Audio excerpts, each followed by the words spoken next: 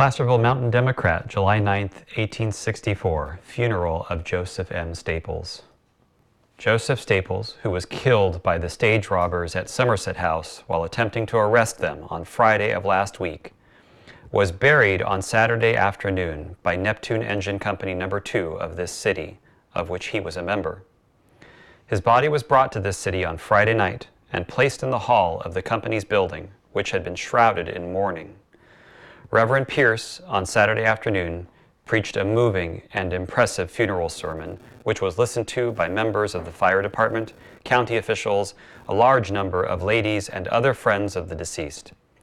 He also read a beautiful and affectionate letter, breathing the very essence of purity and piety from the aged mother of the deceased to her loved son, which he had received but a day or two before his tragic death, and which was found on his body. His funeral was largely attended by the citizens of Placerville and Coloma, he having been an old and esteemed resident of the latter place. He was an estimable citizen, an excellent officer, and a warm friend, brave, true-hearted, and generous, modest, courteous, and educated, and his death is deeply deplored by those who knew him best.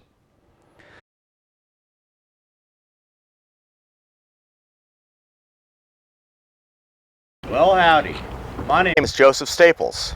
I was born in Ireland, but I had little chance of making a living or owning land. The famine and the fighting over religion. We heard about the gold being found out west, free for whoever had the grit to come and get it. And I always had plenty of that. Now, I never did make it rich, and I never married either, but I did have a family of sorts. There's some characters I worked with, and well, like me, they came and ended up staying. Not because they had to, but because they wanted to. They wanted a life, a town, a good place to live. And if we were lucky, maybe we made a name for ourselves as well. I always liked being part of the goings-on, so I joined the Placerville Volunteer Firefighters in Neptune Company No. 2. When my friend James Hume became Undersheriff of Dorado County in 1864, I was his deputy. We hunted down thieves and outlaws, got in a few scrapes chasing bandits through the brush, the blue haze, and the gunpowder in the manzanita. But if you're just a common nuisance, stumbling around drunk or causing women folk to complain, that'd be handled by my friend John Dick Van Eaton. He was constable then and gave his hand on more than one occasion. Then there was George Ranney. He was more of a family man and made his living working with the forest and the trees around here. They're all a bit more cautious than I was, and well, maybe if I'd listened a bit more, I'd have a little more time on this earth before settling into that plot.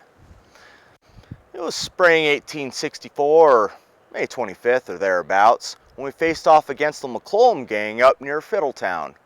We got pinned down in a ravine, and Van Eaton took a bolt in the hip, and that hobbled him pretty good. Then they shot my horse in the leg and went tearing out from underneath me, and all I could do was hold on. Well, we managed to make it back to Placerville, and the story of what happened came back with us. I suppose it was some feller's way of trying to needle me, but some barfly goes on about how I took damn good care to keep out of danger. Well, you put him on a horse and turn it into a bucking bronco and start hurling lead at him, and we'll see how he handles himself. Now, that was mighty hurtful, and they all started laughing because they could see it being true. So I said right then and there, the next time I go, I'll either be brought back dead or I'll bring back my man. Well, Van Eaton hadn't fully healed from his hip wound when a stagecoach was robbed up at a blind turn past 13 Mile House. Now that turn was so sharp you had to come to a darn near dead halt in order to pass it. And that's where that lay in wait. They call it the Bullion Bend because that's what they stole out of the strong boxes that night. They pulled off their heist at about 10 o'clock, and Sheriff Rogers gets a message from the 13 Mile House, rounds up his posse, and heads to the scene of the crime. Well, I meet up with Rainey and Van Eaton, and well, we decided we're going to head up to Diamond Springs up through Pleasant Valley to see if we can get a trace of them that way. So we set off in the dark, and we're coming up near Spencer's, and the dawn's coming up, and we're getting down, we're looking for tracks. Sure enough, we find fresh of 6 or 7 horses heading south towards Fieldtown, Stockton. So we have a conversation among ourselves, and well, Van Eaton's got a good fast horse, so he decides he's going to head back to Placerville to get the sheriff and his posse. So Randy and I, well, we continue on to the Somerset house, the next crossroads, and we're pulling up, and Randy ties his horse up to the old oak tree, and I'm looking around when something catches my eye. A lone shotgun leaning against the wall of the last door of the Somerset house facing the road. So I'm walking up to the open door of the kitchen, and I see Miss Davis in there cooking up a big breakfast. And I ask her, "Good morning. You see any horsemen pass by this night?" She says about 6 had just come in. So I'm walking out that door, grab up that leaning shotgun, and I'm walking back to Randy with my heart pounding. Randy passes me.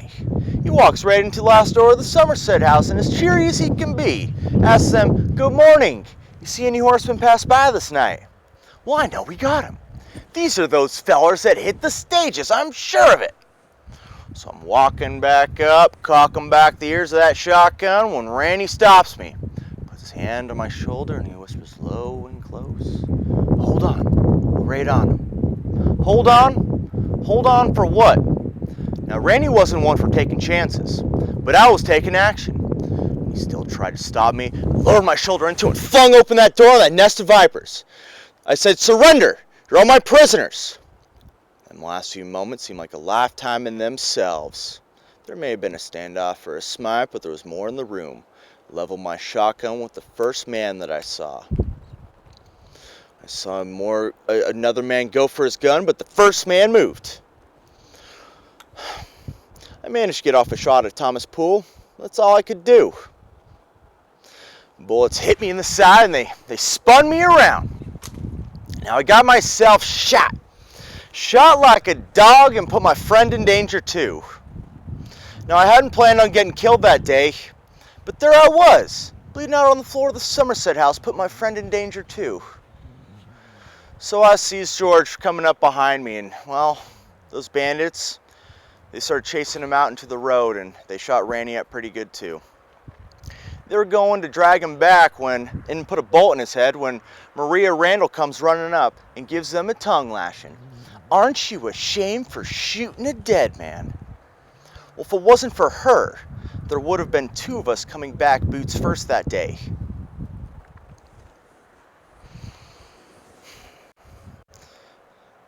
I don't know what I would have done if I had survived, but my dying sure seemed to have a significant impact on my friends' lives. My friend Sheriff James Hume was on his way back from Stockton when he got a word about where Randy and I were heading. So we met up in Placerville just in time to join Sheriff Rogers and Constable Van Eaton, all hurrying up to the Somerset house. But it was too late. George was alive and taken back to Placerville for care, and Hume brought my body back and had it displayed at the firehouse so my friends could come and pay their last respects. James Hume had purchased this here plot just in case he came back sunny side up someday, neither of us knowing that he would eventually be giving it to me as my final resting place. So James Hume tracked down my killers and managed to bring Thomas Poole to justice. After he recovered from the injuries sustained from my shotgun blast, he was tried, convicted, and hanged in Placerville the very next year. James Hume did such a good job of investigating the crime of Wells Fargo that Wells Fargo made him the head of the new detective bureau, where he died still working 40 years later in 1904. Van Eaton being from the Carolinas and the gang being a band of Confederates made things uncomfortable to say the least. So he used that southern drawl and smooth charm to win over the confidence of the prisoners and gain the information on the others' whereabouts. So we tracked down my killers and brought them all to justice. Van Eaton moved from Placerville shortly after Bullion Bend. His grandson would later go on to say that Van Eaton was a staunch Democrat, but voted for Lincoln in 1864. Van Eaton and George Raney, well, they quit the badge after Bullion Bend, and Raney went back to being a carpenter and a millwright. But they both never quite got over what happened that day. You know, I often wonder what could have been had I not been so brash. and instead listen to the advice of my friends.